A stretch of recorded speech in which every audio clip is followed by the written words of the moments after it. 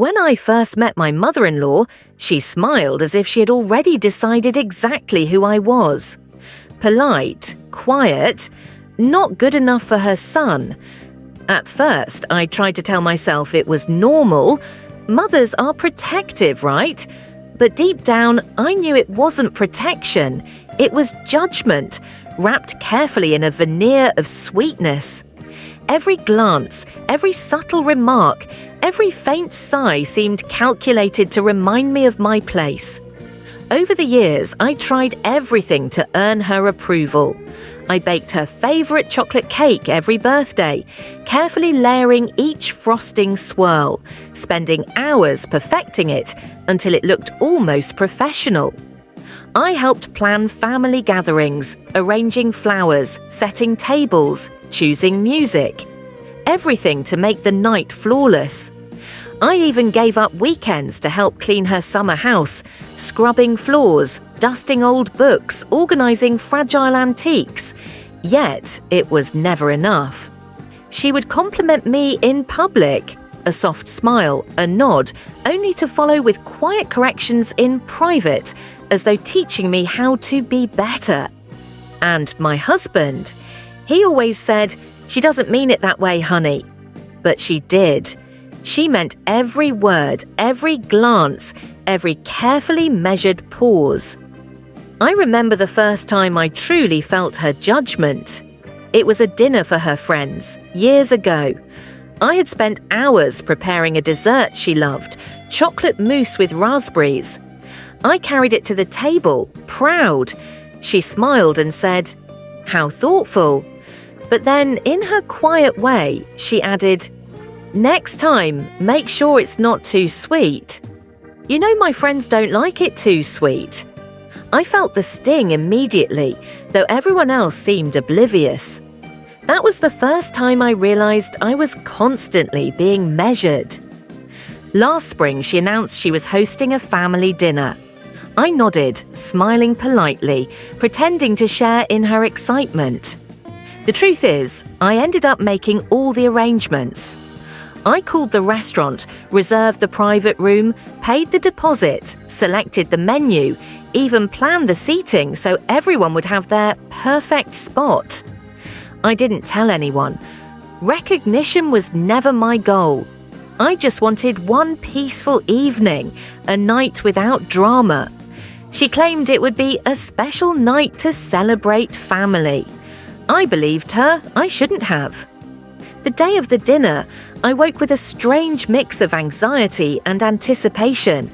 I chose an outfit carefully, elegant but not flashy, sophisticated but not threatening. I wanted to look composed. As I arrived at the restaurant, the soft glow of chandeliers greeted me, casting golden light over crisp white tablecloths. The room smelled of fresh flowers, roasted meats, and subtle spices from the kitchen. The gentle hum of background music mixed with the occasional clink of glasses from other diners. It was serene, inviting, deceptively so. Guests began arriving. Her friends, dressed in soft pastels and delicate patterns, exchanged polite greetings, whispering among themselves. Her sisters glided in, perfectly poised, eyes occasionally flicking toward me. Even the priest arrived, offering a small blessing. I sat beside my husband, smiling politely, trying to ignore the whispers about how lucky I was to marry into such a respectable family. I scanned the table. Every plate, every decoration was my work, unnoticed, but I took pride in it. I watched as everyone sampled the food, murmuring approval. But I could feel the tension beneath the polite smiles, the subtle comparisons, the tiny judgments. My mother-in-law observed from across the room, her gaze flicking toward me repeatedly.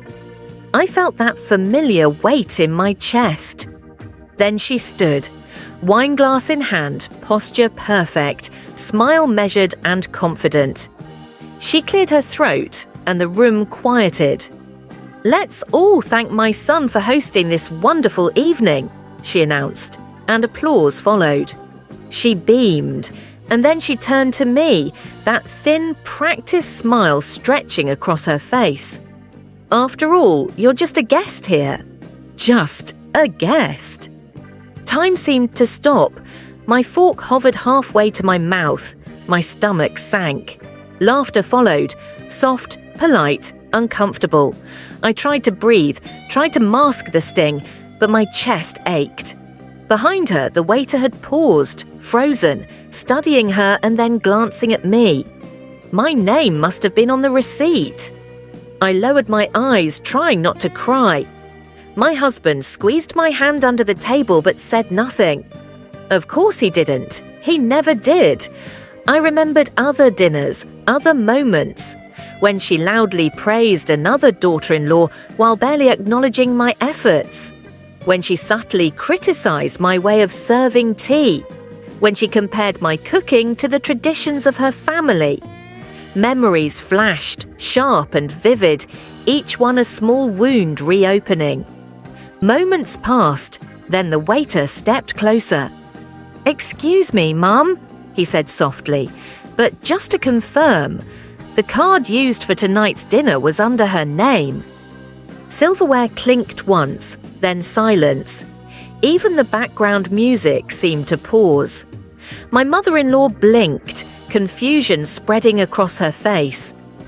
"I'm sorry, what did you say?" "The bill was charged to her card," he repeated calmly. "She's the one who paid for everything." Every eye turned toward me. Her confident expression faltered. Her hand trembled around her wine glass. The silence stretched, heavy and suffocating. I didn't smile, I didn't gloat. I just said softly, "Guests don't usually pay the bill, do they?" A few people chuckled nervously. My husband looked down, and for the first time, she had nothing to say. That silence, that heavy, awkward silence, was louder than any apology. After dinner, guests left quietly, murmuring polite goodbyes. She barely looked at me, walking straight to her car without a word. Later that night, my husband said, "You embarrassed her."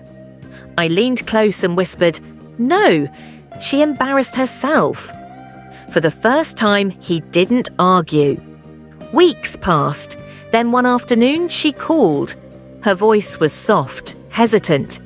She didn't say, "I'm sorry," not directly, but she asked if I wanted to come over for tea.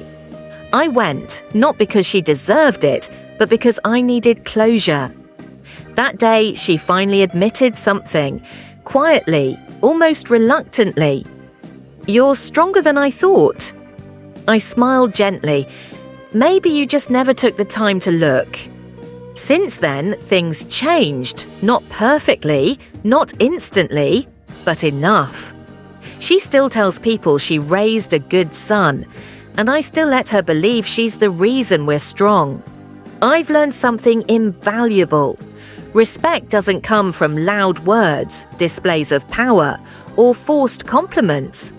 It comes from knowing your worth, holding your ground, and letting silence speak for you when words fail. Sometimes respect comes after the bill. And if you enjoyed hearing this story, make sure to subscribe for more tales where patience, courage, and quiet strength win in the end. You never know when a simple act, like paying the bill, can change everything.